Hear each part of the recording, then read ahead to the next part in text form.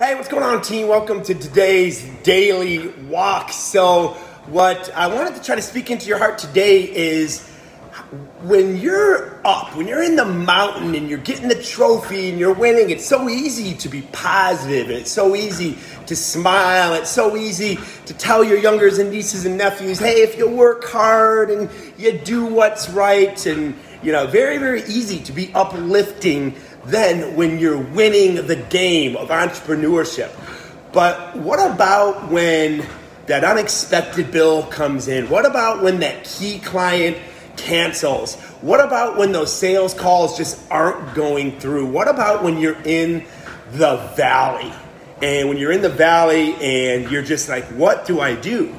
And how, in that case, how do you be a servant leader to others? And I've always said, like, hey, you've got to, if you want to give more, you have to have more. You can't pour from an empty cup. So what do you do when that cup really is empty and you're in the valley? I was able to figure out, when you're in the valley, is you getting out of the valley and not living in isolation is sometimes exactly what other people need. So you might not have a full cup in the valley, but you might say, guys, I am going to try to fill this thing up so then I can go and fill the cups of others. And you get open about it. And you say, yeah, I'm in the valley right now, but I am climbing out. And what you're going to see is when you don't isolate yourself in the valley and people see you taking that first step, that second step, and you're clawing, and then maybe you fall down a little bit, but you just keep going. That inspires them. That inspires people in two ways. One, people will help you. They will lend a helping hand, and they'll be like, yeah, we want to get you out of the valley. We didn't know. So when you isolate yourself, the people that want to help you get out of that valley quicker, they don't know. They can't extend that helping hand.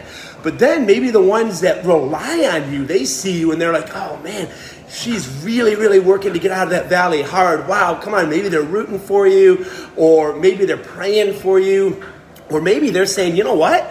Holy cow, I'm in a valley myself right now, and she is just really clawing to get out of that valley. I'm motivated. I'm gonna try to do a little bit of clawing. It's kind of like a mouse is in a cup of milk, and it's gonna drown. So what it does, it just claws and claws and tries to swim so much until that milk becomes cream, and then it climbs out.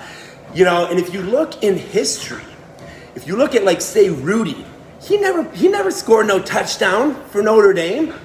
He played one down for Notre Dame, and look at the impact that he had. Like, he was in the valley when he was on that scout team, getting picked on, getting smashed, getting beaten up. Guy had very little talent compared to these other bigger guys. But what did he do? He was that mouse in the milk. He just kept fighting.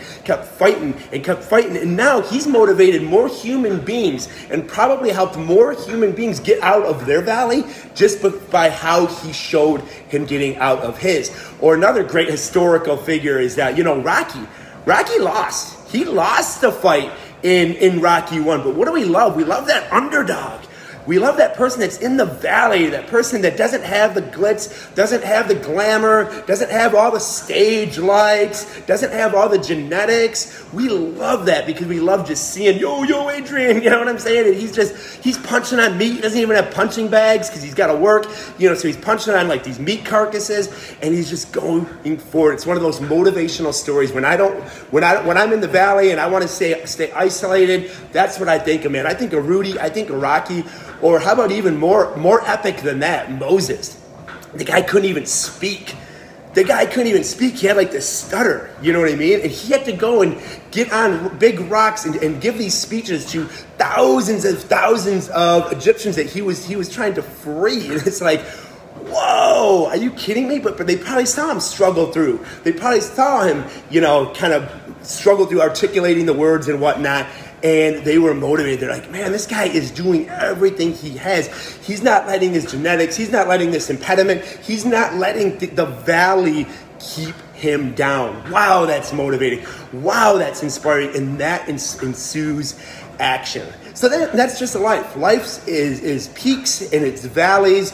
But I'm telling you, the eyes are on us the most when we're in the valley. The people, the eyes that need to see us fighting the most, do that when we're in the valley. So a few ways that you can fight when you're in the valley is, we already mentioned number one, don't live isolated. The worst thing, and that's what we feel like doing, because that's what the enemy wants us to do, is be isolated in the valley. Don't isolate yourself in the valley. Number two, let people know.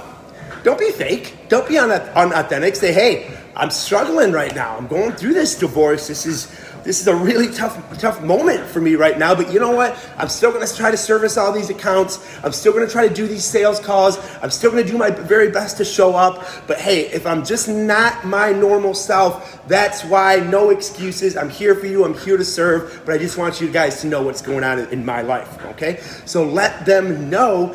And then number three, never be afraid to reach out to your network for help. Extend that hand. Say, you know what? I'm in the valley right now. If I can get just a hand so I get to that next foothold, that next stronghold, I would really, really appreciate it, and I promise to pay it forward. So that is the ways that we can use our struggles, and when we are coming from a place of maybe not the abundance that we want to, that we can still be servant leaders to other people through our example. And I'm going to tell you, an example of someone losing fighting to win is a lot more motivational 9 out of 10 times than a winner trying to win more. I mean, I want everyone to win. You know, I want everyone that's listening to this to win. But when you feel like you're losing, you feel like you're in that valley, but yet you're still punching, you're still clawing your way to that win, okay, to bettering yourself, that impacts a lot of lives. So thanks for tuning in to today's Daily Walk. You guys have a great rest of your growth-driven week.